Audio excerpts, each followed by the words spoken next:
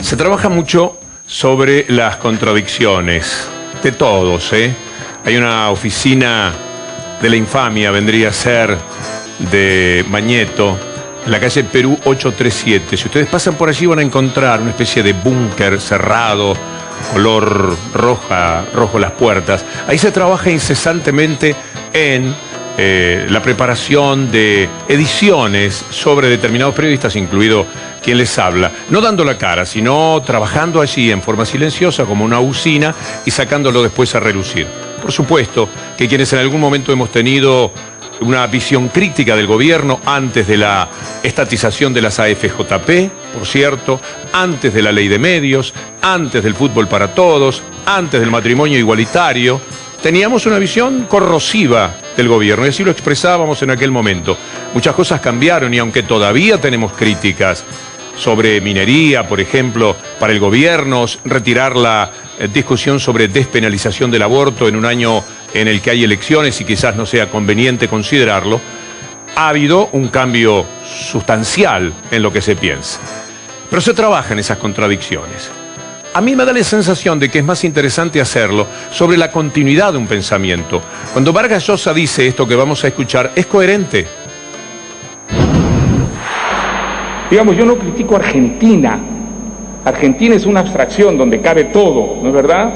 Lo bueno y lo malo que también existe en Argentina. No, yo he criticado ciertas políticas en Argentina que me parecen equivocadas. Argentina era un país enormemente próspero y era una democracia a principios del siglo XX. Entonces, ¿qué pasó? ¿Por qué está Argentina en este estado de crisis casi permanente? ¿Por qué hay esa crispación política tan fuerte? ¿Por qué ha habido tanta violencia? ¿Por qué ha habido tantos muertos, tantos torturados? Es coherente desde el momento en que abrazó la causa del liberalismo. Que hay un tipo de liberalismo que tiene que ver con las ideas y con las libertades y hay otro que tiene que ver con el liberalismo económico, que es el que él sostiene y desde atrás lo sostienen a él. Pero ¿por qué digo que ahora en los últimos años, en las últimas 3 o 4 décadas, sí ha sido coherente? Escuchen lo que decía en 1992 para entender cuál es la idea de Vargas Llosa, de quién es un verdadero apóstol hoy día. El proceso de liberalización económica, de apertura hacia los mercados del mundo, de privatización del sector público, pasos indispensables hacia el desarrollo se están dando, como en México, por ejemplo. El caso de Argentina también es interesante, ¿eh? Yo no me esperaba de un presidente como Menem las reformas que está haciendo, económicas, que también en ese país donde hay pues tantos recursos ya dan indicios, ¿no?, de un progreso. O sea que hay algunos países que parecen bien encaminados, ¿no? ¿Cuáles eran las ideas que le gustaban a Vargas Llosa en 1992? Las que expresaba Menem en 1990. La economía debe funcionar con tanta libertad como sea posible y con la menor regulación que sea necesaria. Yo sueño con empresarios que no vivan subsidiados ni molestados por un Estado ineficaz e invasor.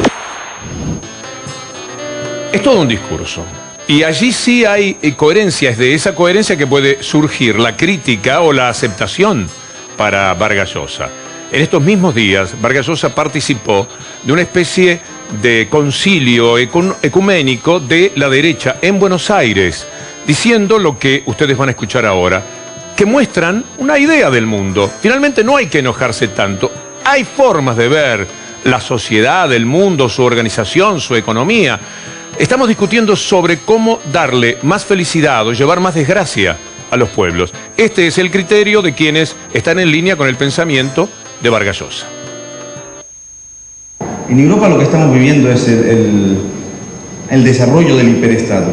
Cuando hablo del hiperestado, cuando muchos hablamos del hiperestado en Europa, hablamos de un estado que se mete en todo, absolutamente en todo. Creo que era Friedman, ¿no?, que decía ese estado que se mete desde la cuna hasta la tumba en todo lo que uno hace. El señor Menem se convirtió, no como consecuencia de que había leído a Hayek en una noche luminosa, sino como consecuencia del desastre tremendo que había en la sociedad argentina, el desastre económico, el desastre financiero, y como consecuencia de todo eso, como era un hombre con instinto político y cierto sentido común, pues transforma la política económica del país.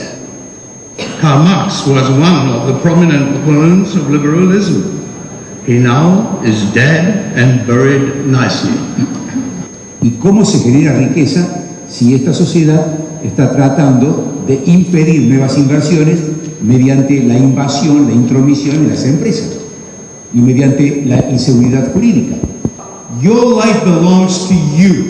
It doesn't belong to the state. It doesn't belong to your tribe. It doesn't belong to the Pope. It belongs to you and you alone. That the government should leave us alone. Protect us from crooks and leave us alone.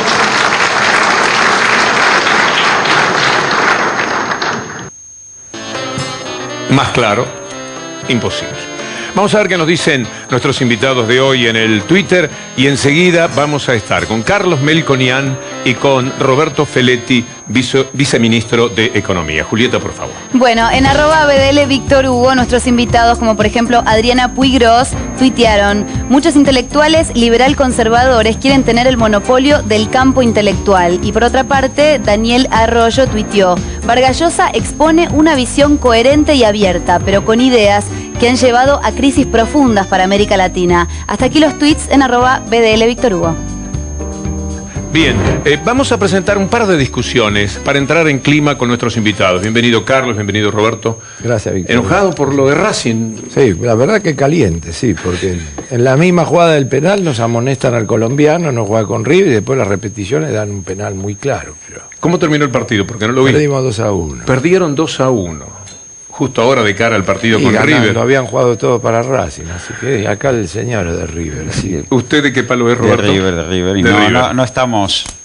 Hemos tenido ayer con Godoy Jugaron Cruz. bien, no se preocupe. Sí, bien, jugó River. bien, está jugando bien, está jugando bien. Mejor bueno, armado atrás hacia adelante. Vamos al Twitter, a lo que nosotros queremos presentarles como definición del tema. ¿Vieron lo que estábamos discutiendo sobre Vargas Llosa, la derecha?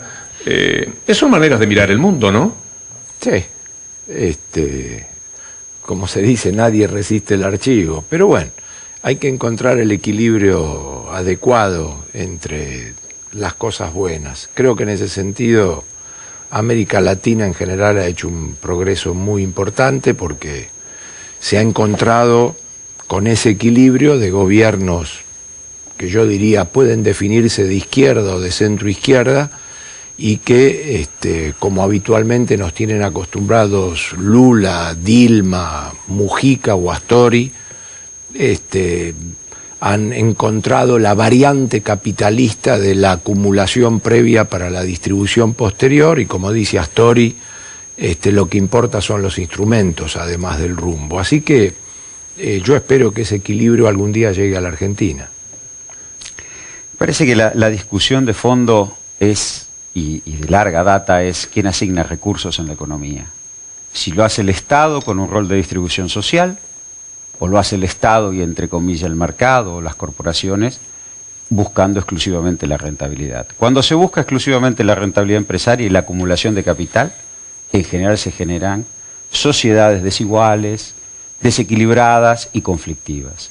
Cuando el Estado actúa como redistribuidor social, el conflicto solo se focaliza con las grandes corporaciones. Y esto es lo que está pasando hoy en Argentina. Seguramente este es el punto de partida de ambos para lo que vamos a considerar esta noche, que es la participación del Estado en las empresas de acuerdo al decreto de necesidad y urgencia reciente de la presidenta. Pero antes, para ponernos en situación, un par de discusiones muy breves, de segundos nada más. Por ejemplo, el ministro Amado Boudou y el vicepresidente Cobos.